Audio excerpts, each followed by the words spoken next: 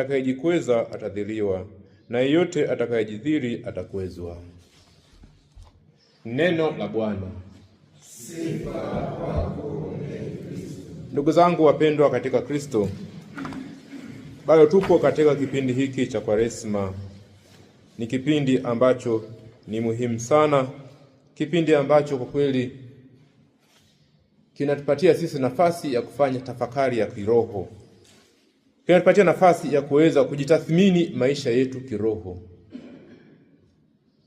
Tukiwa katika Kwaresma tunaalikwa kufanya vitu vikuu vitatu. Tunaalikwa kutubu, kufanya toba ya dhati kabisa. Hiyo toba inaambatana na sala. Tunaalikwa kufunga, tunaalikwa kufanya matendo mema ya huruma. Lakini pia vile vile kwa namna pekee kabisa tunaitwa sisi sote katika somo hili la leo kwamba kuwa wanyenyekevu. Tunaambia kwamba ajikwezae atashushwa, naye ajishushaye atakwezwa. Tunaalikwa kuwa wanyenyekevu. Inawezekana tukawa tuna karama mbalimbali, tuna vipaji mbalimbali, lakini vipaji vyetu vyote hivyo vitatusaidia endapo tu tutakuwa wanyenyekevu.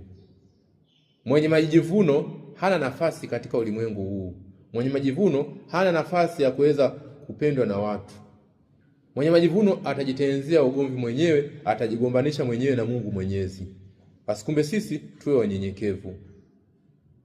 Katika familia, kama wewe ni baba, kuwa mnyenyekevu. Wewe ni mama, kuwa mnyenyekevu.